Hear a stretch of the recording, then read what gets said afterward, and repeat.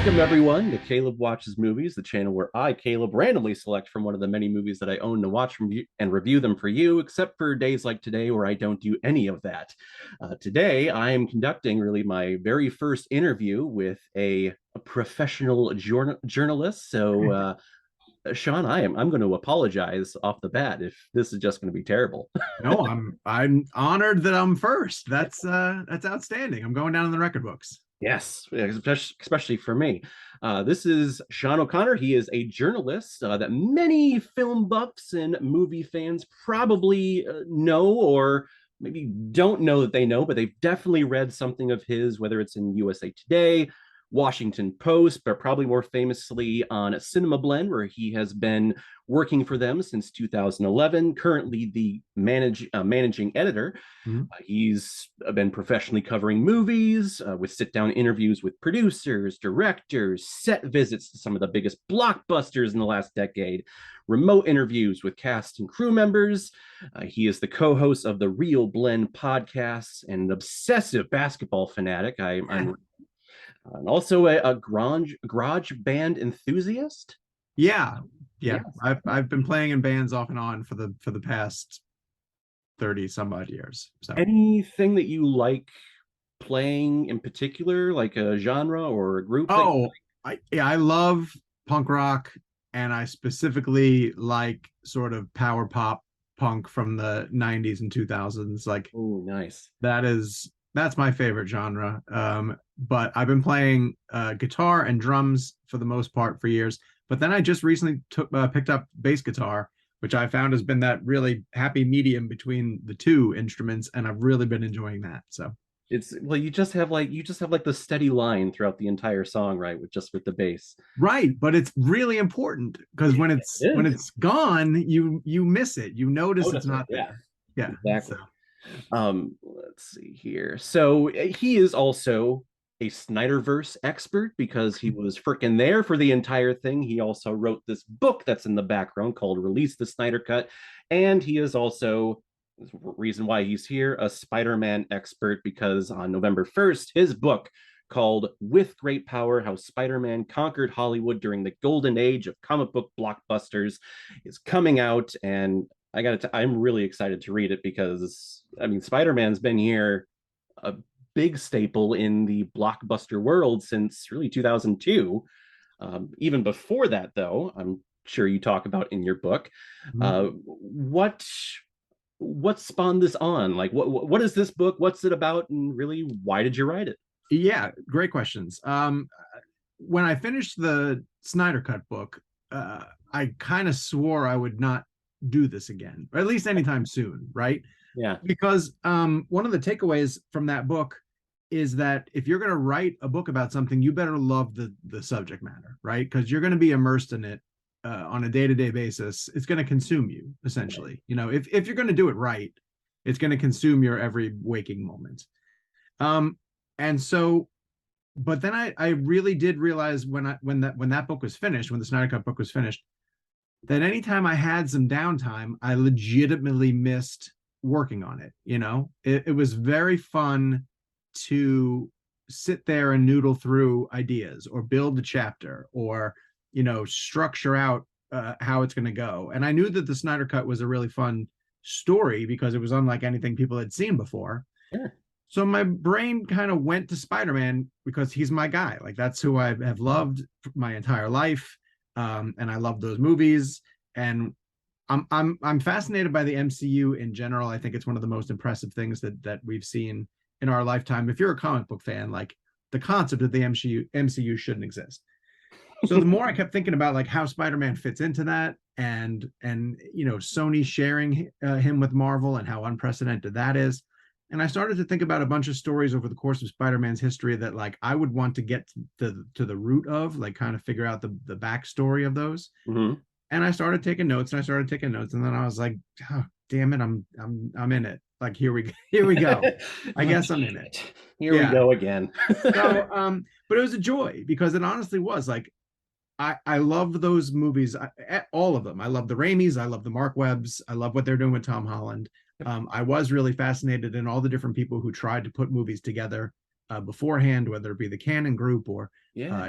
Jim Cameron when he took a swing at it, and some of those early screenplays. I found copies of those screenplays online and was able to sort of go through them and then really make parallels to like things that were written in the 80s and 90s, how they might have influenced the vision of stuff later on.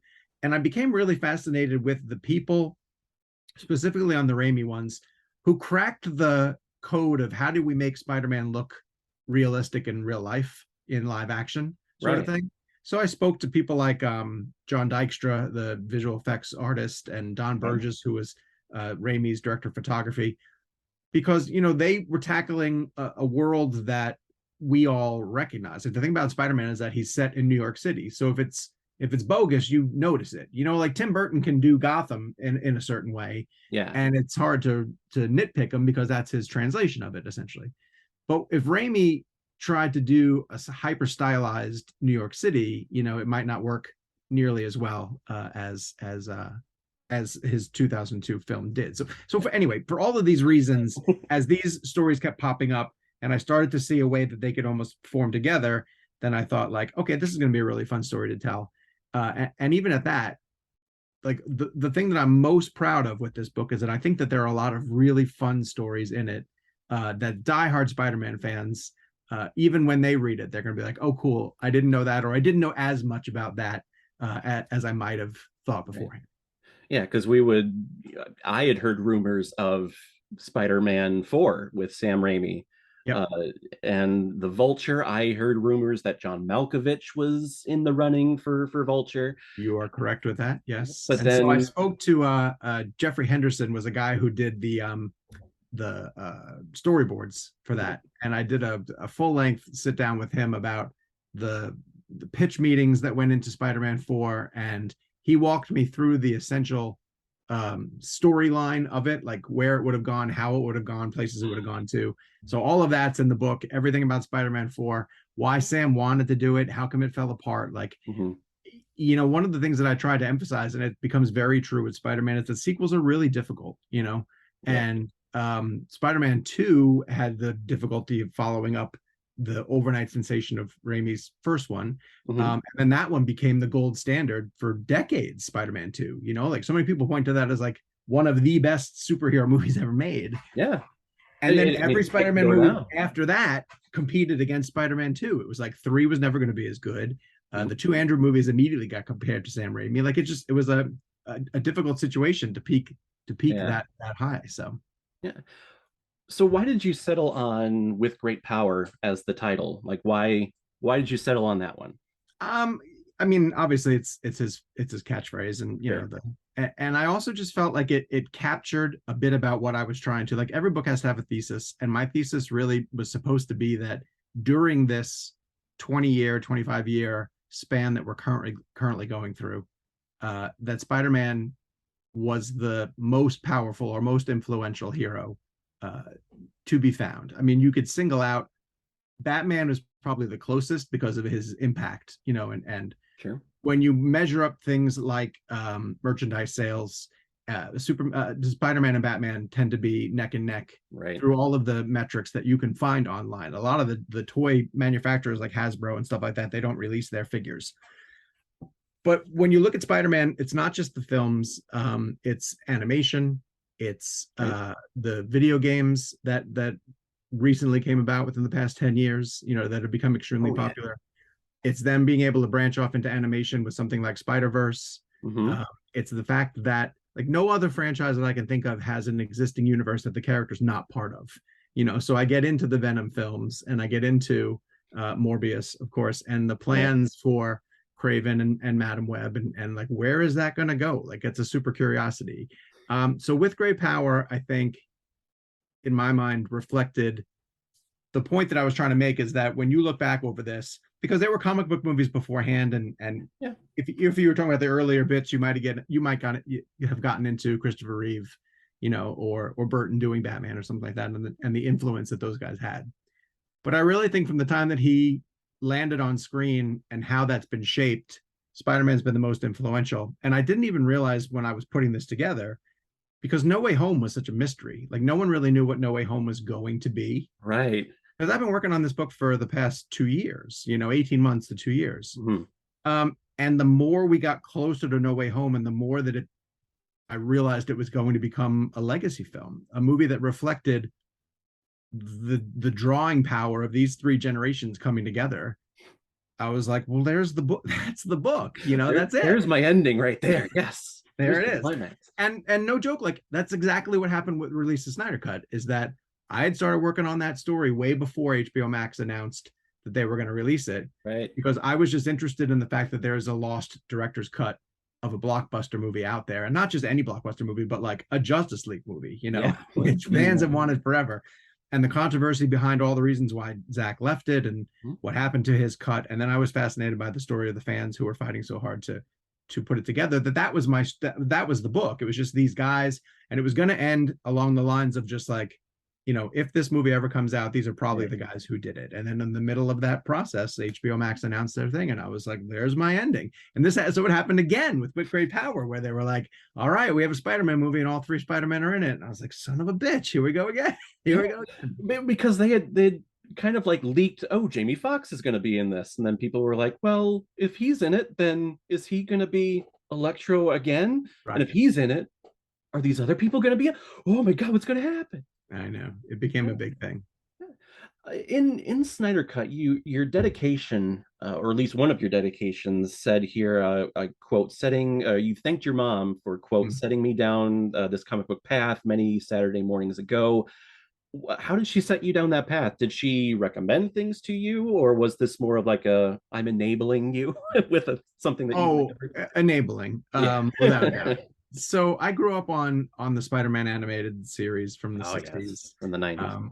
Which was on, the 60s. Oh, the 60s. You went, okay. Yeah, I was born in the 70s, and it was still on television throughout the early 80s. But then, of course, extended into the 90s, and especially Spider-Man and His Amazing Friends and all those things. And that was my gateway drug into the comics. And so I started collecting comics, and I was sinking all of my money into my collection. And at that time, Spider-Man had multiple titles, and I was picking up as many of them as I could. Right. So my mom and I, every Saturday morning, that was our time to just hang out. We would get up in the morning, usually closer to the afternoon for me by the time I was a teenager. We would go to 7-Eleven. She would get a large coffee and a bran muffin. I would get a big gulp, 2 hot dogs, and a bag of butter pretzels. This is our standard order. Yep. I was a teenager, and I just inhaled crap. Hell and on our way to the 7-Eleven, for that, she'd sit and read the paper, and we'd swing by to my comic book shop, and I would get my titles for the week, essentially. Awesome. And we did that for 2 or 3 years. That was our Saturday routine. Awesome. And so I didn't realize that at the time that all of the things I was doing was setting me up for this career. It was all it's all knowledge, right? Like it's a base of knowledge that you're then implementing into, for me, luckily at CinemaBlend, because superhero movies have become so popular. And then to be able to work on something like the book, you have all of this useless knowledge in your head, and you're able to apply it. And for me, it became because like you said, she enabled me at that point to keep that going as a hobby. Yeah, but that's a sign of a good mom, enabling something healthy like this, where you can actually spend time together and everything. So it was great. It was those are very special times. Yeah. You mentioned that you started working for CinemaBlend as a freelance writer in 2011, and the very next year, 2012, is a huge year for comic book movies. We have the Avengers, the ending of Christopher Nolan's Dark Knight trilogy, right, and then a brand new Spider-Man movie that reboots after we were just introduced to them 10 years ago. What was it like in the industry as a journalist, just having all this comic book stuff come to fruition? Again, kind of what I was mentioning is that, like, I'm stunned that that this topic, has been so popular during my run as a journalist, right? Because I feel like I'm uniquely positioned to write about all of these comic book and superhero things.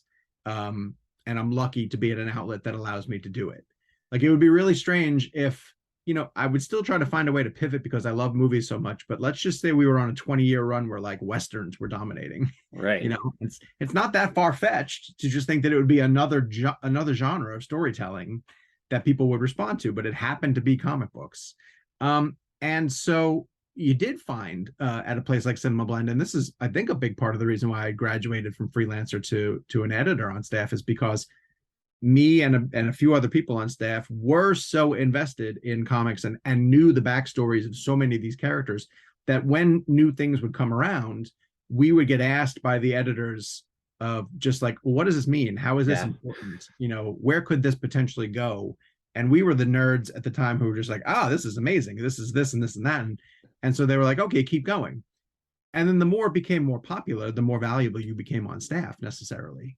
But it could have been any topic, you know, that's what's, it's a knock on wood kind of thing where I do feel really lucky that a genre a type of storytelling that I happen to really love became the most popular method of storytelling that's powering the industry for God knows how long. It doesn't seem like it's slowing down. And if only it's expanded into places like, you know, streaming services and right. And will continue to grow from that way. Yeah, and that's like, it became chic to be geek, I guess, at that time. It did. Yeah, they inherited the earth. Comic-Con, like San Diego Comic-Con became a mecca. That blew up, yeah.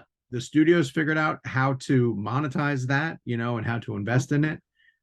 It's funny because in writing about the book, I touch on that stage through the 90s where nobody really at the studio level knew what to do with comic books, and so you ended up with things like Pamela Anderson was playing, you know, Barbed Wire, or like right. Stallone played Dredd, but they weren't sold on the characters; they were sold on the actors. You know, come see Shaquille O'Neal as Steel. Yep. Right. You know, no one knew who Steel was, and no one cared necessarily.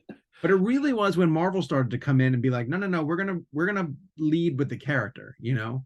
So it's a Blade movie, and yes, it has Wesley Snipes, but we're making a Blade movie, you know, kind of thing.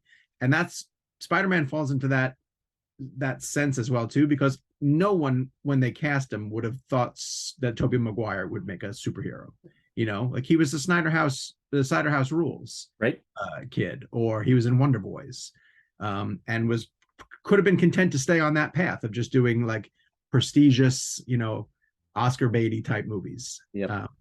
But they sold it on Spider-Man, and they were right. Yeah, I remember hearing that Raimi had to fight for him because the studio heads were like, no, not this guy. And then Raimi had that footage, this just cut Tobey Maguire, and it's like, whoa, okay.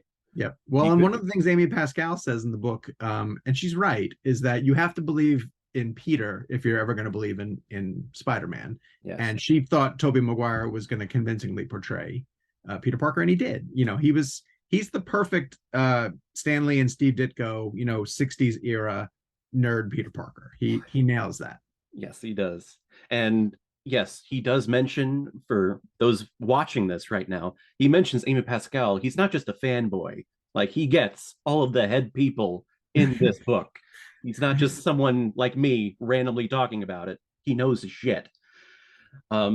You mentioned, like, from the 70s TV show, there was like a 25 year period, and I know you talk about this in your book with like the Jane Camerons. Like, why did it take so long from like the TV episodes of the 70s TV show 2000 to 2022 with Sam Raimi? Why do you think it took so long for Spider-Man to make it to the movies?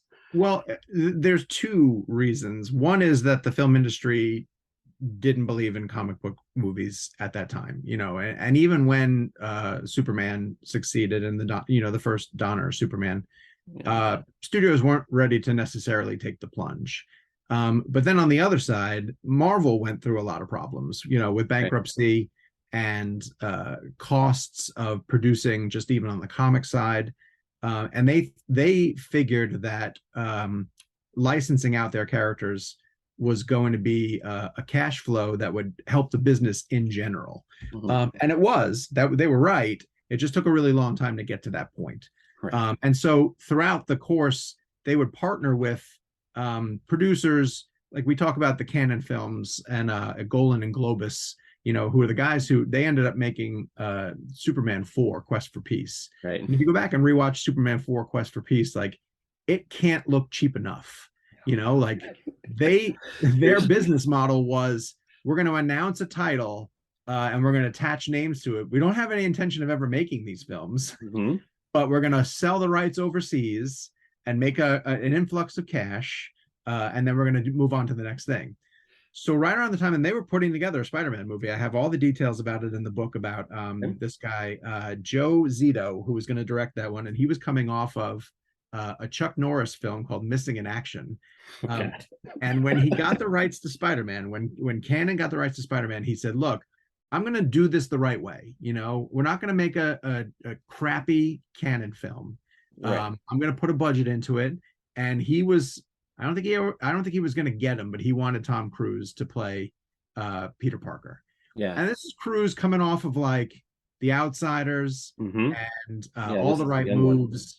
Yeah, he hadn't popped just yet, but he had Top Gun coming, so he was about to explode. Yeah. And I'm fascinated in those types of stories because the trajectory of Spider-Man could have been so different if any of those things had come together, right? So to answer your question, some of it is Marvel partnering with people who didn't have the best intentions, and then after a while, in an effort to make money, the rights of the character got divided up in multiple different ways. Like Sony would end up with the home video entertainment rights. New Line, I believe, ended up with like the television rights, and then Canon held on to the film rights. And it became a huge mess, huge mess.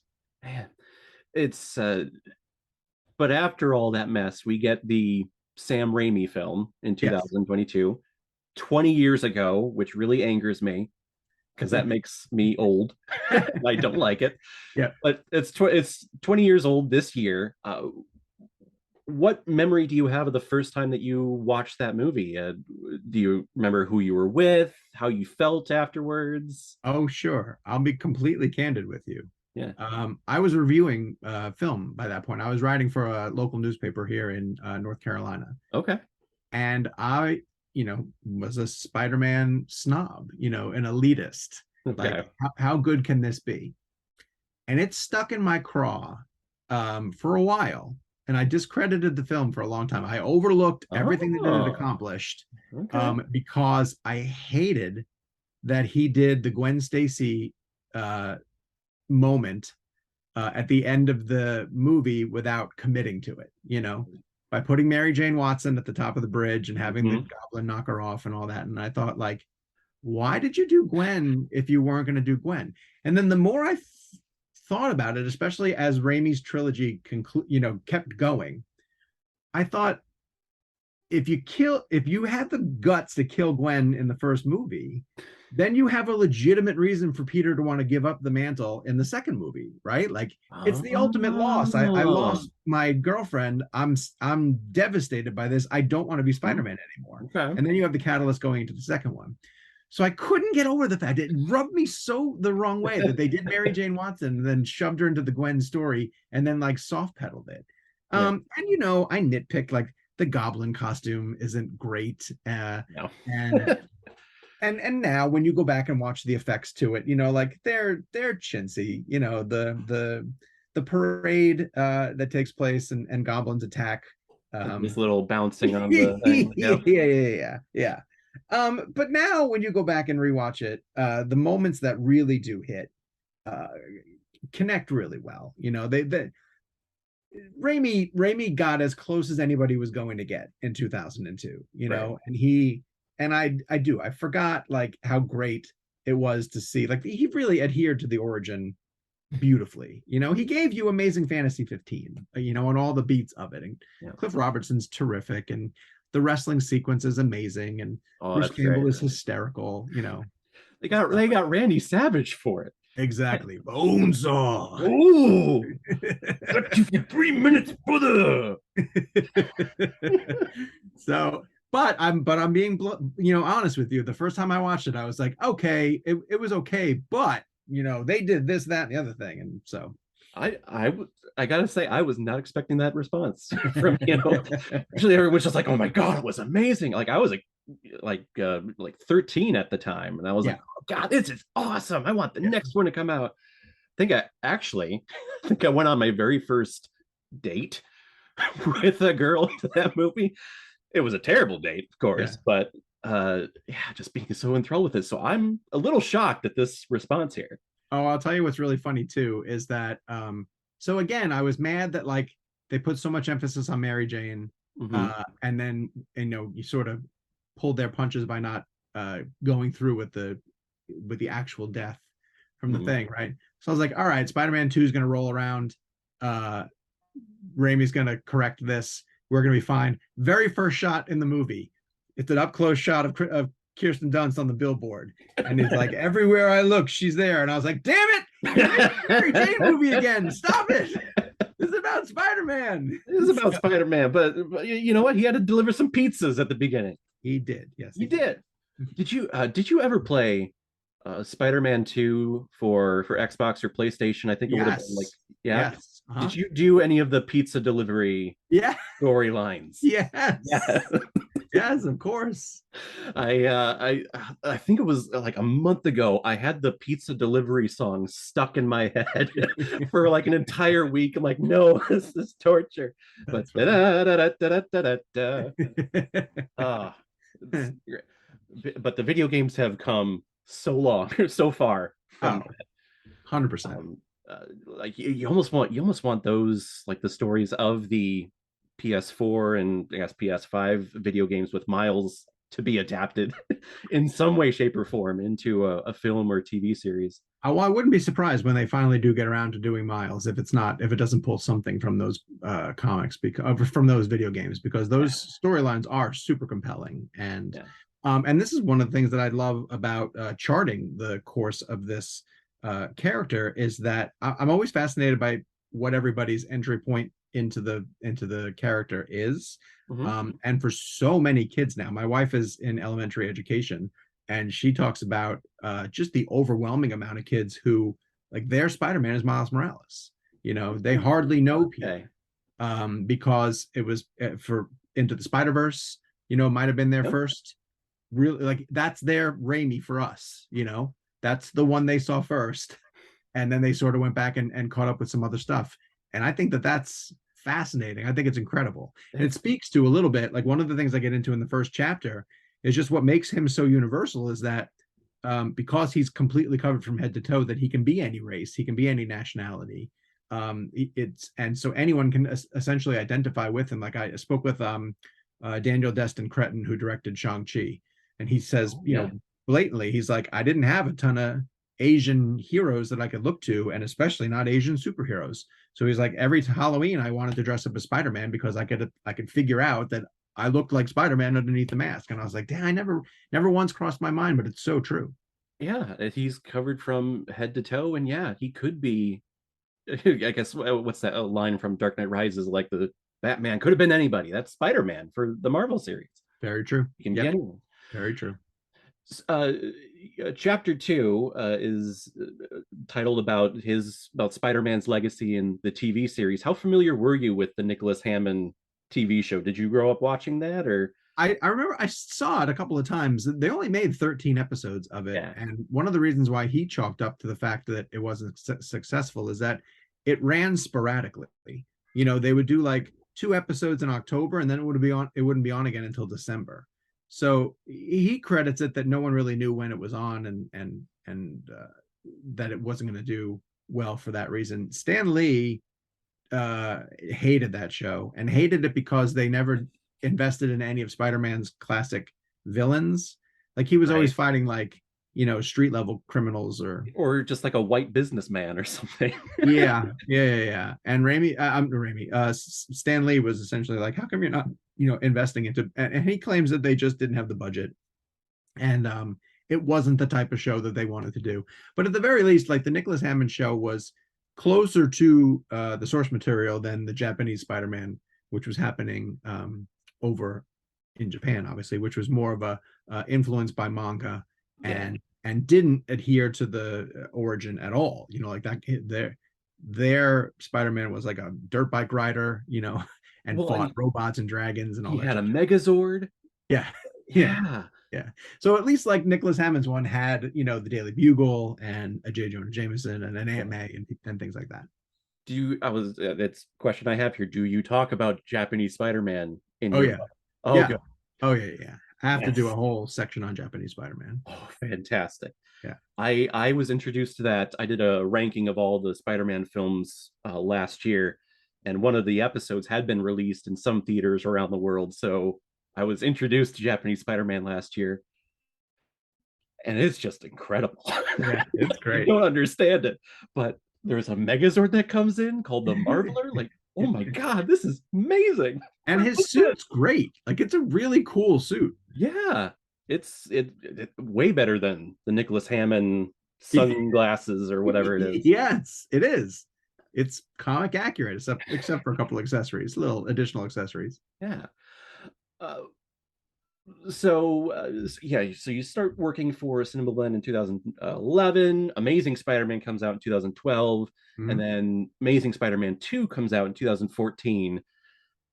As a journalist in that time, and I'm sure you cover it, but what happened with that movie? It seemed, from my recollection, it was a lot of different movies cut up and put into one. Yeah. Yeah, Sony was, and they admit this a little bit in the interviews that I acquired for the book, that they were trying too hard to build a universe that could match the MCU, but only do it with Spider-Man. And they didn't give it time to breathe. They packed in as much stuff as they possibly could. Mhm. When you list the number of storylines that take place in Amazing Spider-Man 2, starting with his parents, and the reality of them being spies, the stupid headquarters that's buried underneath a subway station, Yeah, that's which right. is redonkulous. You have Electro, you have everything happening at Oscorp with Norman getting his head cryogenically frozen. So You yeah, have Gwen wanting to move to London. You have Harry coming back. Like it's overwhelming the amount of stuff that they're trying to put in and still trying to make a coherent film. mhm. And they admit that they let it balloon out of control. That they should have. And at the time while they were filming it, they already announced release dates for 3 and 4. They were trying to Right. rush to a Sinister Six movie. Like Mhm. everyone at that time, and still to this day, and by everyone I kind of mean Sony and Warner, wanted to do what Marvel was doing, but didn't know how to do it. Yeah. Warner did it with Snyder, and to quickly sort of lump everything together. I think BVS suffered from being a little bit overstuffed, with things to set up a Justice League movie when they really should have. If they followed Marvel's model, they would have done a Flash movie, a Cyborg movie, and established them Yeah. before the way that they did Captain America, Thor, and then they got to the Avengers, but instead they were brief cameos kind of thing. Sony was trying to do that with Spider-Man. They were trying to spread out all of these seeds so they could be like, well, here's Black Cat, here's Rhinoceros, here's That's right. yeah, here's the Rhino. And it just became too much. And if it had worked, if the fans had come out and said like, oh, we love this, then Sony would have kept going. But they sunk a lot of money into it. It made money back, but it didn't make enough money back, and the critics didn't love it. I liked it. I was happy in that world. I love Andrew. I think Andrew's terrific. So I was content. They could have kept going. Yep. And Me too. I still think the ending of that movie was fantastic. Like when he's interacting with the little kid and Well, and then goes well, after the even rhino. midway through the movie when he's like saving that kid, the same kid from like the bullies, and he's just Yep. walking him home from school. I'm like, Yep. that's Spider-Man. Yep. These are great Exactly. moments. I know. Andrew gets a number of terrific moments. Oh, he does. Like I think I always said like I think Andrew is the perfect Spider-Man in the wrong movies. Yeah. And Well, that's why his redemption is so rewarding. For him to get a chance to be in No Way Home, it's terrific. is that your favorite part of No Way Home? Oh, without question. Yes. It brings me to tears every single damn time. Yeah. But even just like every little bit, like him having to have fun in the lab, and interact with Toby and interact with Tom, and the stuff in Ned's grandmother's living room is hysterical. Like Yeah, he just gets to right. be fun Peter and fun Spider-Man, and he gets to be part of it. Like his banter in the middle of the fights is the funniest stuff to me, of Yeah. just like telling Dr. Connors, wait your turn, and all these little quips that are just great Spider-Man quips. He's perfect at it. He's so perfect at it. Yeah, and it was a hell of a year for him too, with Tick Tick Boom and crap, what was the other movie that he was in? The Eyes of Tammy Faye. Yeah, it's just like he was a triple threat that year. It was like, holy crap, this is Good like year the to be best Andrew year of your Garfield. life. Yeah. So what was it like as a journalist again, like in 2015, when Marvel and Sony were like, "Hey, we're going to work together and we're going to share this character," which I had never heard of as a movie fan and as a superhero fan. I'm like, "What? It's not fully coming over to Marvel Studios, but it is, but yet not." So what was it like as a journalist covering that? Well, it's one of those instances where you hear it that it's going to happen and you think like, well, of course, like that makes the most sense, but studios don't make decisions because they make sense that often, you know. Pride and ego gets in the way. Right. But in this case, and it was Amy Pascal having to be humble enough to admit that what I'm trying to do here in these movies with Andrew Garfield isn't working, and what Kevin is doing over at Marvel is working. Like those, they have worked hand in hand over the years, since the Raimi movies, honestly. Right. So they're no strangers to each other, and they would have meetings all the time where Feige was like, just let me have them, give me a little bit more control. Like there's infamous notes that he gave her on Spider-Man 2.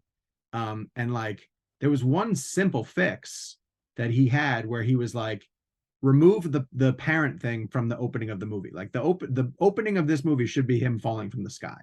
You've immediately, solved a simple problem in that no one cares about that sequence and that storyline. Yeah. Dive right into Spider-Man. Why, Spider-Man is your guy. Start with him.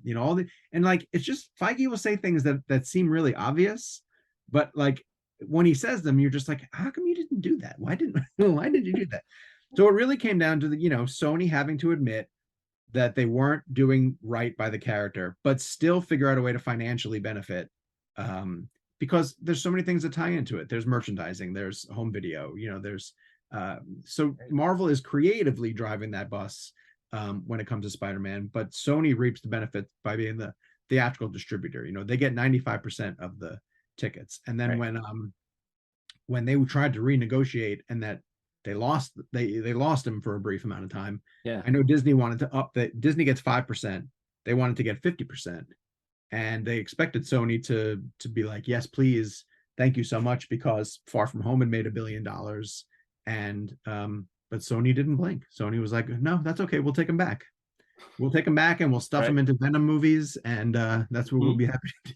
And that may happen. That may come about, in the future. Yeah. I wouldn't be surprised, because Sony's never going to give up the rights to the character. No. So they either have to figure out ways to keep collaborating, or they're going to take them back and put them in the universe that they're building around people like Madam Web or El Muerto, or that we that we still don't know like what these movies are actually happening.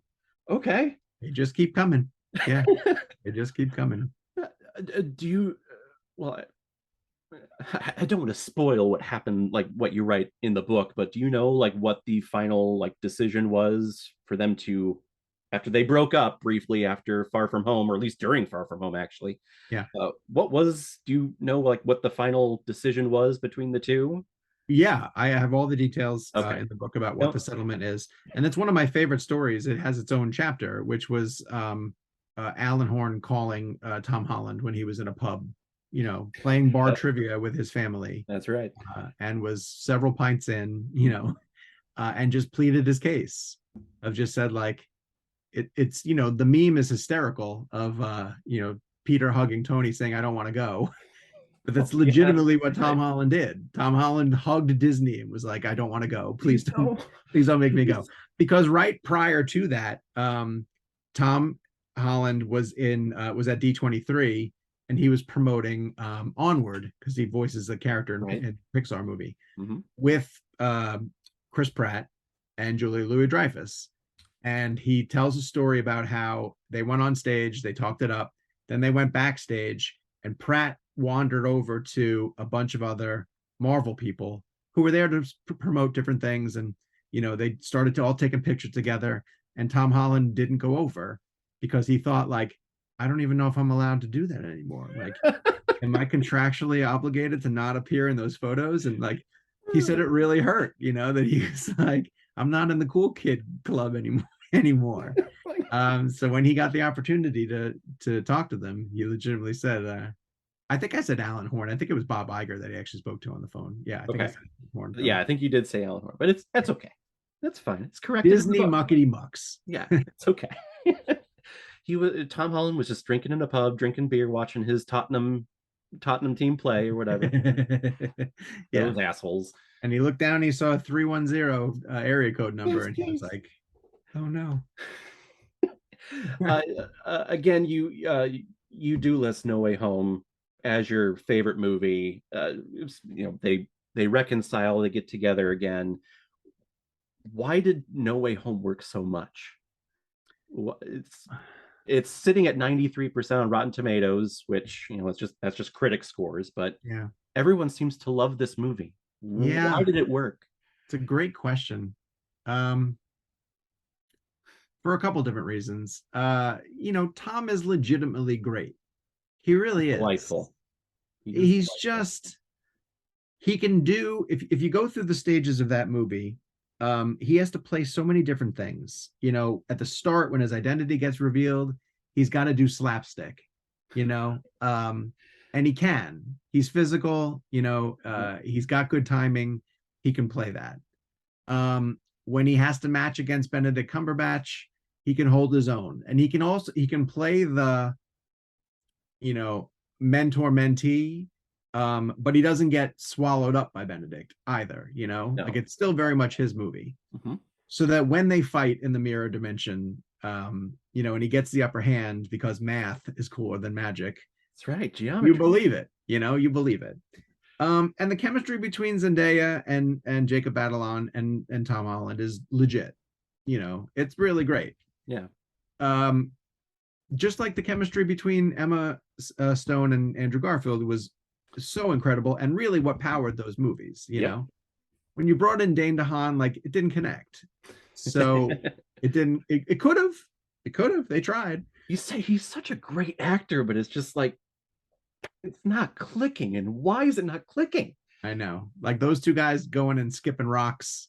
You know, there's no that scene falls flat, and it's Yeah. because like you don't believe either of them, and it's just um and then the movie delivered exactly what fans wanted. Like The Rock is currently going around talking about Black Adam, and he's talking about wanting to do a movie that delivers on what the fans wanted. Mm-hmm. Spider-Man No Way Home delivers on what the fans wanted. It put all three Spider-Men together, and it wasn't a one-off cameo where they just happened to be in the same scene for a minute. They were legitimately part of the third act of the movie. Right. And then to me, one of the big reasons why that movie works as well as it does, is that the end of that leaves him where we want our Peter Parker to be. The world is against him. He's alone.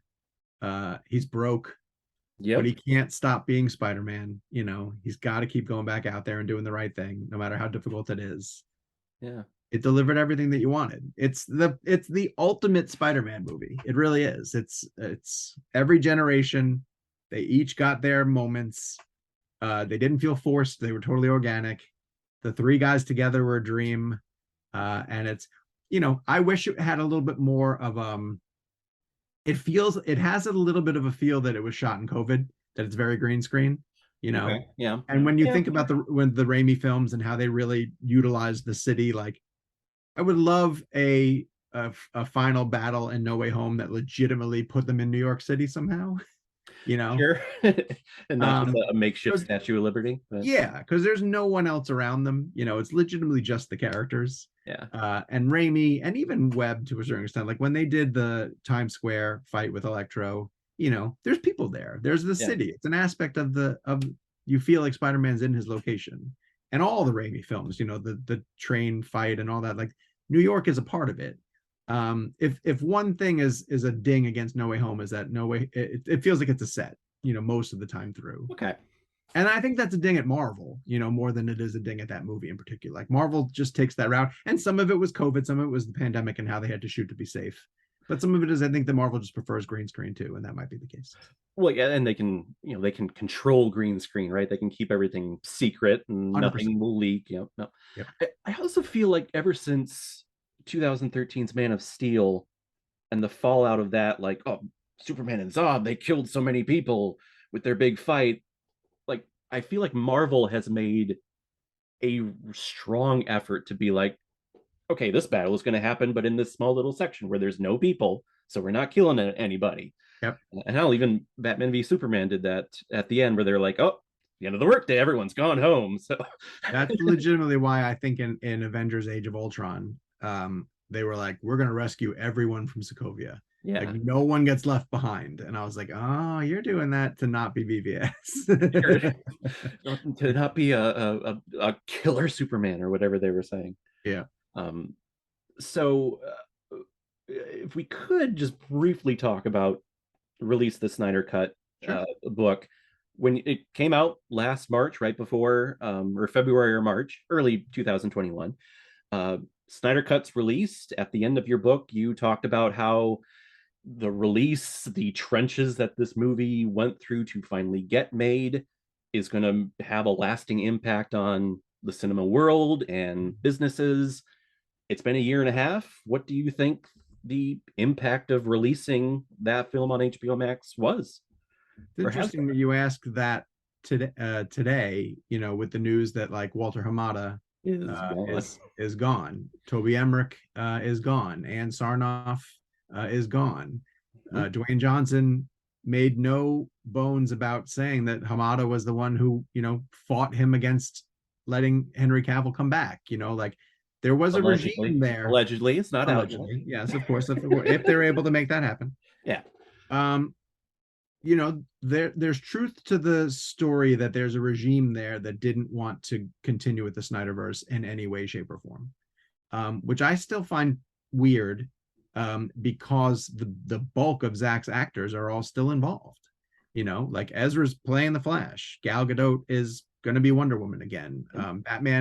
Ben Affleck's Batman is, as far as we know, in the Flash and also Aquaman. Yeah. Momoa is still Aquaman. Like it's they unless you clean house and recast, you're still building on a foundation that got laid in Zack Snyder's movies. And so like now it's weird because they let Matt Reeves go out and do his own thing, but you're also going to have Affleck, and you're also now bringing back Keaton. So it's how did it impact I think it's impacting DC. I think the release of the Snyder Cut is still impacting DC, and it's a long-term effect. It's the cliched thing about like trying to turn an ocean liner. You can't do it really fast, Right. because there's a million decisions and projects and things that were built around all of that. The only immediate effect that I really thought it was going to have that it hasn't yet is that I thought David Ayer would get a chance to put his cut of Suicide Squad out by now. And I don't, I'm not saying that it won't happen. It could still happen. Mm-hmm. He's made some noise really recently about how it's closer to finish than people think. And it makes no sense to me why you wouldn't put it on HBO Max. Like, same thing for the Snyder Cut. Just let people see it. Yeah. Let the fans who care, let them see it. And it's giving yet another reason for someone to want to maybe subscribe to that streaming service, if they want to. And I figured once the Snyder Cut had its impact, that they would be like, all right, we'll do the Air Cut too, and then we'll really try to move on. Like, here you go, fans, you got it. But do you think that other film studios outside of Warner are going to do kind of similar things like this? Like maybe they have a cut of, I guess this is a stupid example, but like, oh, the original theatrical cut of Titanic is 3 hours long. Well, there's a 6 hour cut of it. yeah, Let's release that one. Do you think other studios are going to be like, let's release the ultimate director's cut of this? no, because I honestly do. Like, part of the reason why I wanted to write about the Snyder Cut is because I think it was a unique animal. I think most of the other directors who had situations where their movies were affected would either tell you that there's not enough existing material to put it back together. They either didn't get a chance to shoot it, or they don't have access to that footage, or some of them may even come around and be like, no, no, no, that cut actually wasn't good, or I didn't get a chance to shape it into whatever it was going to be. The Snyder Cut always struck me as rare because you had Zack saying, no, no, I have it, I have it, and I want to finish it. I'm not saying that there won't be another occasion where somewhere down the line something got really tinkered with, and a filmmaker says like, oh no, that's not my version and I have a different version, kind of thing. But I think that's rare. I don't think filmmakers get a chance to really shoot as much stuff as they want to, especially with budgets being so tight the way that they are right now. So that's why that stood out to me as like a unicorn. I didn't see something like that happening any other time. Do you the Warner executives at the time agreed to, let's go ahead and release this on HBO Max. Do you think that they knew the can of worms that they were going to open up by releasing it? Because I love the Snyder Cut. It's one of my favorite movies. I think it's a masterpiece. But did they think that, oh, let's just release it and then all the Snyder Cut people will just shut up? I think that's what they hoped. They hoped. Yeah, I think that's what they hoped. I just can't wrap my head around them being like, oh, let's release it and then it's going to be done. It's just going to put wood on the fire and be like, we want to see this end. I fall into the camp, I have, and I still do, that community should have just been happy that they got the version that they wanted released. I think asking the studio to invest in the complete vision was always going to be too much of an ask, because they're not cheap movies, and in their mind, in the studio's mind, the Man of Steel and BVS didn't do well enough to invest in the complete vision. You could argue up and down whether that's the case or not, but that was what they thought. So here you succeeded, and you got the movie that they had told you you'll never see or doesn't exist or blah blah blah, and Zack got a chance to essentially take a victory lap. He did press, got to shoot some additional scenes, put in the end of the nightmare sequence, and didn't get his Green Lantern, but made some compromises. So I really did believe that it would have been completely fair for the fans to say to Warner, thanks, we knew you didn't have to do this. We were pests for 3 years. But we got it. But it legitimately became, if you give a mouse a cookie, and then it became like, we want the full vision. But so much had changed by that point.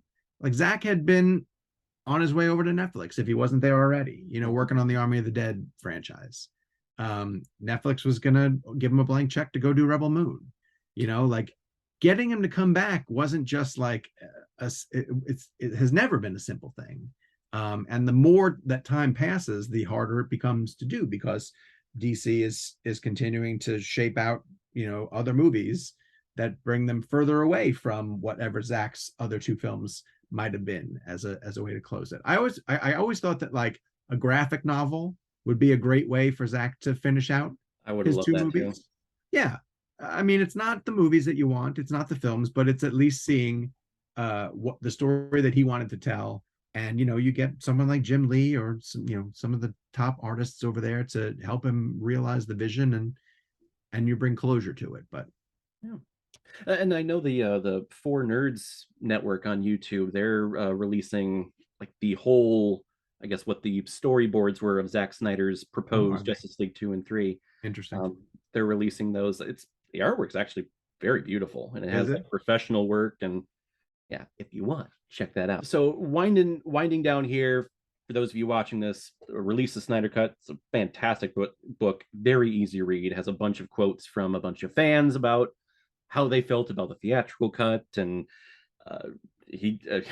Sean here was on the actual set of Justice League, so we had a whole bunch of firsthand experiences with that process. But coming back to Spider-Man, your book comes out November 1st, With Great Power. Love the frickin' title, and the subtitle talks about the golden age of comic book movies. are we still in that golden age, or like if not, like what was the period of the golden age of superhero comic book films? We may be coming out of it. Okay, we're according to you, we're still in it a little bit. I think we're still in it. Okay. We're still in it while movies like um, Doctor Strange and Thor: Love and Thunder earn close to $1 billion, Okay. Yep. and become like at the end of the year, it'll be telling when we get to the end of the year and we look at the top grossing films, and the top five are not largely superhero films, Oh, okay. when we start to see other stories break that barrier, Mm-hmm. and maybe some more original storytelling. um, I think franchises are always going to have their part, but when you start to see things come back around, like Avatar, because I'm sure Avatar is going to do really well. Yep. If Star Wars can never right their ship, or Top and Gun Maverick or Top Gun Maverick, yes, exactly. yep. We may start to swing in a way where the quote unquote golden age of comic book movies comes to an end. I don't think they'll ever stop making them necessarily, Mm-hmm. but I don't think that they're going to have the cultural impact that they had at a time when we were dealing with the first three phases of the MCU, the Infinity Saga, and how those movies, I have Endgame behind me, how a movie like that captured the attention of the world, kind of thing. And then DC at the same time was delivering Man of Steel, Batman vs Superman, Wonder Woman. When Wonder Woman hit, it was huge. Oh. Aquaman's $1 billion movie. Mm-hmm.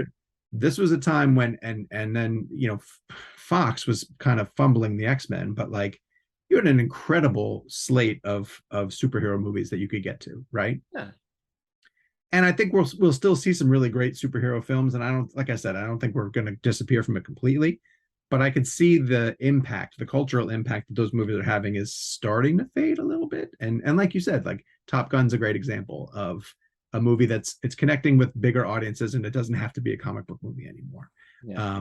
And maybe nostalgia is the next play. Maybe it becomes ways to revisit films from our past that we really loved, because I think it's also really important that as a father of teenagers, they don't have their original thing, like what is their thing to be nostalgic of when they're older. We had things like Ghostbusters and Gremlins and ET and things that were Terminator and all original. that stuff. Yeah. Yeah. And now we just keep recycling recycling everything. It's true. That we need more original stuff. We need more people who are coming up with the first time we've seen something. And for a while, superheroes, that comic movies was it. It was introducing a bunch of characters that people weren't very familiar with. The Guardians of the Galaxy and Deadpool and people like that. That comic book fans knew, but the mainstream audiences didn't necessarily know. We need that next thing. So we'll see what that is. Wow, awesome. Uh, I'm sure, like other interviews that you've done, everyone always asks you, rank your favorite Spider-Man. I would rather hear your ranking of your favorite Spider-Man composers. You Oh, have a top three Spider-Man composers that you love, or like what's your favorite? I love Giacchino. I love what Michael Giacchino. I mean, I love Giacchino in general. He's amazing. Um, I like James Horner's The Amazing Spider-Man score a lot. Me too. I like bits of what Zimmer did, but I don't love the whole Amazing Spider-Man 2, especially his electro stuff. That gets really silly. Giacchino's my favorite. Okay. Uh, Elfman's fine. I don't love the Elfman stuff as much. It's good and it's seminal, and I understand why it's important. It's But give me very Giacchino's Elfman. score.